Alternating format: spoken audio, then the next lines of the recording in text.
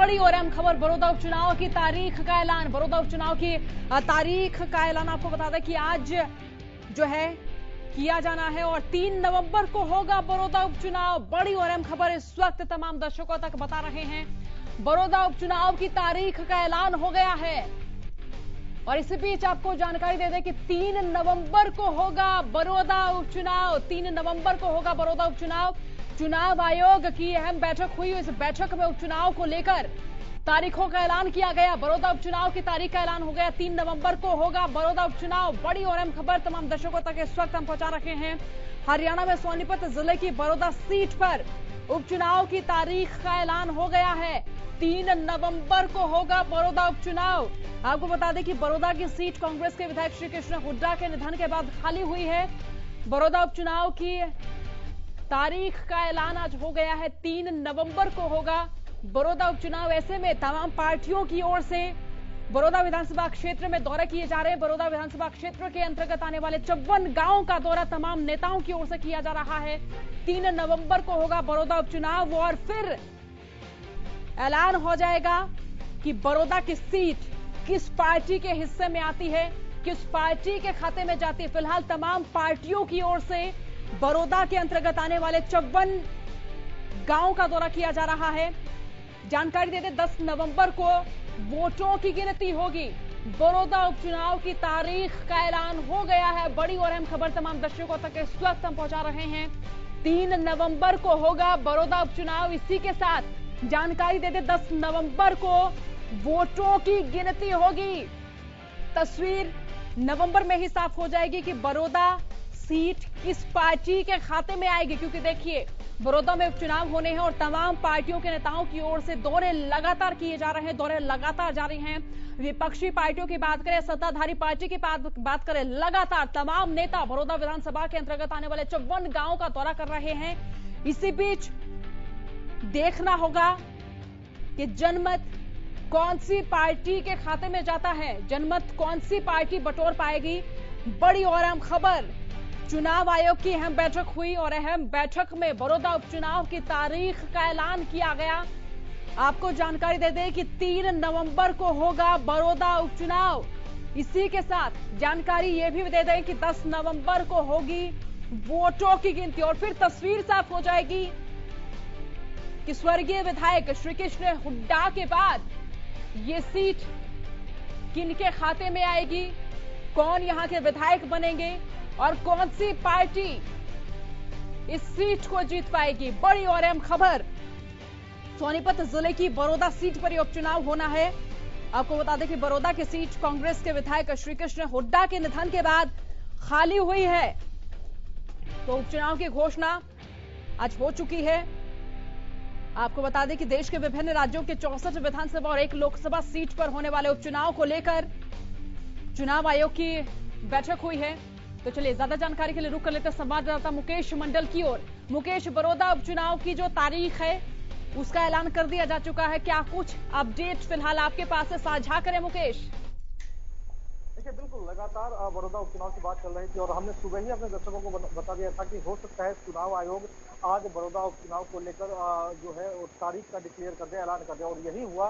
3 नवंबर को बड़ौदा का उपचुनाव होना है। बड़ौदा की एक सीट है, हालांकि देश के अलग अलग राज्यों में की बात करें तो 64 ऐसे सीट है जिससे उपचुनाव होना है और इसी कड़ी में बड़ौदा की बात करें तो बड़ौदा में जो चुनाव है वो 3 नवंबर को होगा और माना यह जा रहा है। हालांकि 16 अक्टूबर को नामांकन की आखिरी तारीख भी है। तमाम चीजें हैं जिसको लेकर चुनाव आयोग ने आज बैठक की थी। बैठक के बाद उन्होंने डिसीजन लिया। हालांकि आपको याद होगा सोना की सबसे पहले जब चुनाव आयोग ने बैठक की थी, यानी 2 बैठक से पहले की बात करें तो उस दौरान उन्होंने कहा था कि 29 नवंबर से पहले देश भर में चाहे उपचुनाव हो चाहे जनरल चुनाव हो, वो चुनाव हो जाएगा और इसी कड़ी में उन्होंने साफ तौर पर कह दिया था कि जब पिछला चुनाव किया गया, पिछली बार उन्होंने साफ तौर पर कह दिया था कि अभी बिहार चुनाव को लेकर हम बात कर रहे हैं, जो उपचुनाव है उसको लेकर हम बात नहीं करेंगे और आज की तारीख तय किया गया था कि जो चुनाव है वो होने हैं। तो हालांकि आज ही अभी कुछ दिन पहले ही चुनाव आयोग ने सूचित किया, जिसकी जरिए जानकारी दी है कि बड़ौदा उपचुनाव है 3 नवंबर को होगा। 16 अक्टूबर की बात कही तो नामांकन की आखिरी तारीख रहेगी।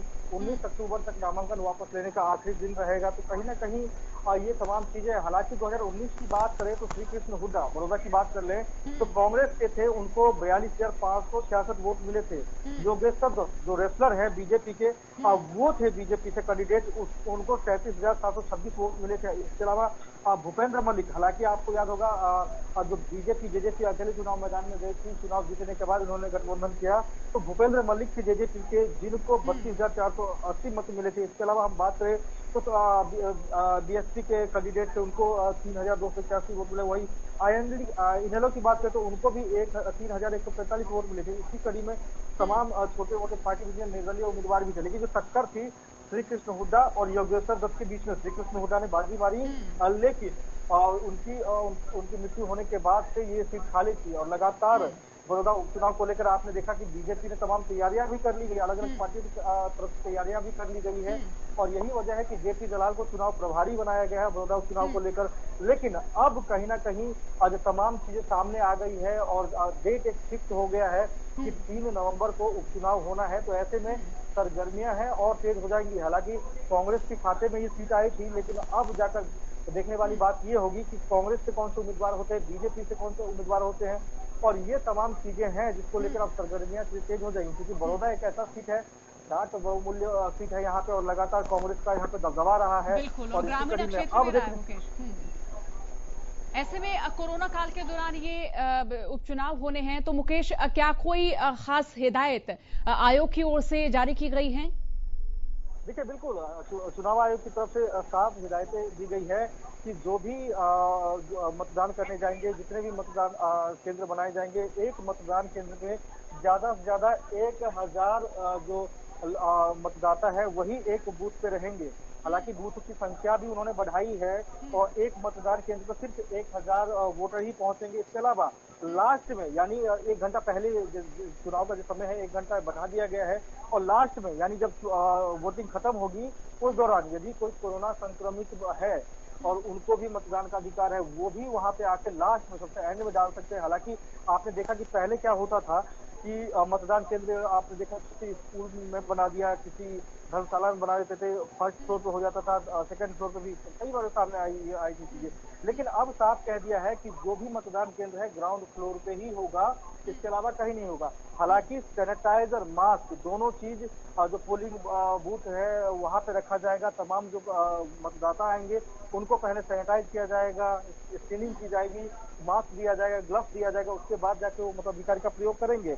हालांकि जो पीपीई किट की बात करें तो वो किट पहने हुए वहां पे जितने भी पोलिंग बूथ के एजेंट की बात करें हम, चाहे पोलिंग अधिकारी की बात करें, उनको जो है वो हिसाब से तो उनको भी गाइडलाइंस दी गई है कि आप भी जिस तरह से डॉक्टर किट पहन के जाते हैं वहाँ पे आप भी पूरी तरह से किट पहन के वहाँ पे मौजूद रहेंगे। तो कहीं ना कहीं तमाम चीजें हैं, गाइडलाइंस है। हालांकि देखने वाली बात ये भी होगी कि जो दो गज की दूरी है उसका कितना चुनाव आयोग ठीक से पालन करवा पाता है। हालांकि सिक्योरिटी की बात करें तो जितने पुलिस बल एक बूथ पे होते थे उससे डबल इस बार लगाए जाएंगे, क्योंकि कोरोना काल में पहली बार ऐसा हो रहा है कि बिहार चुनाव की बात करें हम या अलग अलग राज्यों की बात करें जहाँ पे उपचुनाव होने हैं, तो कहीं ना कहीं तमाम चीजों को ध्यान में रखते हुए ही बड़ौदा का उपचुनाव चुनाव आयोग करवाएंगे। और हालांकि गाइडलाइंस पहले ही उन्होंने जारी कर दी थी कि इस बार कोरोना काल में जो भी है सरकार की तरफ से गाइडलाइंस उनका पूरी तरह से पालन किया जाएगा।